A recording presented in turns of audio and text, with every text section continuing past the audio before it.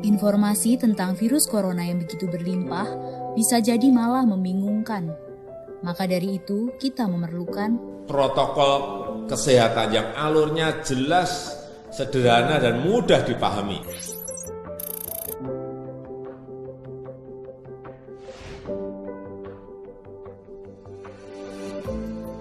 Siapa yang berpotensi terpapar virus corona?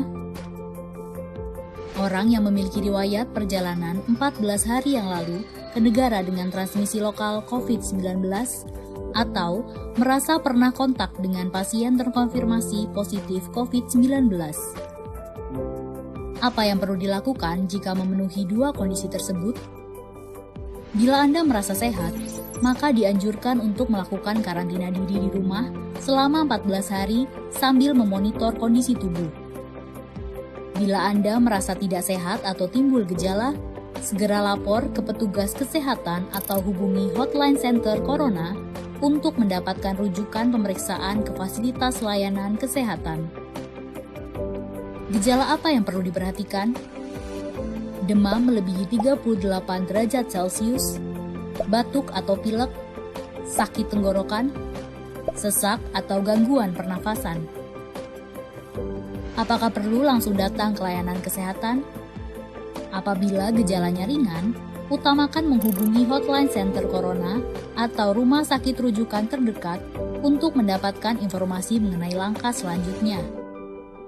Sambil mencari informasi, ini yang perlu dilakukan. Tetap hindari keluar dari rumah, istirahat yang cukup, banyak minum air putih dan makan makanan bergizi, mempraktekkan kebiasaan bersih seperti cuci tangan, dan membersihkan area-area yang tersentuh permukaan tangan. Gunakan masker agar percikan dari batuk atau bersin tidak mengenai orang lain, bahkan di dalam rumah sekalipun. Kapan harus mencari bantuan medis tambahan? Bila gejala yang dirasakan cukup parah, misalnya sesak nafas berat, atau apabila Anda dalam klasifikasi kelompok rentan karena berusia lebih dari 60 tahun, memiliki penyakit kronis seperti diabetes, hipertensi, gangguan imun, ada riwayat sakit pernafasan, dan lainnya. Apa yang perlu dilakukan bila gejala berlanjut dan harus ke fasilitas kesehatan? Gunakan masker saat keluar rumah. Praktekkan etika batuk dan bersin yang benar dengan menutup dengan siku atau tisu. Hindari menggunakan transportasi publik. Bagaimana tahapan screening pasien di fasilitas pelayanan kesehatan?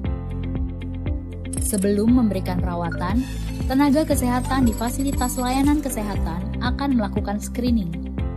Jika tidak memenuhi kriteria pasien dalam pengawasan atau PDP COVID-19, maka akan dirawat inap atau rawat jalan, tergantung diagnosa dan keputusan dokter. Jika memenuhi kriteria pasien dalam pengawasan COVID-19, maka akan dirujuk ke salah satu rumah sakit rujukan, didampingi oleh tenaga kesehatan yang menggunakan alat pelindung diri atau APD. Di rumah sakit rujukan, spesimen pasien diambil untuk pemeriksaan lab dan pasien akan ditempatkan di ruang isolasi. Spesimen dikirim ke Badan Penelitian dan Pengembangan Kesehatan atau Balitbangkes di Jakarta. Hasil pemeriksaan pertama akan keluar dalam 24 jam. Jika hasilnya negatif, pasien akan dirawat sesuai dengan penyebab penyakit. Jika positif, maka pasien akan dinyatakan sebagai penderita COVID-19, diambil sampel setiap hari, dan baru akan keluar dari ruang isolasi jika pemeriksaan sampel 2 kali berturut-turut hasilnya negatif. Itulah informasi dan protokol kesehatan untuk masalah COVID-19 yang perlu diikuti oleh masyarakat. Sakit akibat virus corona dapat disembuhkan.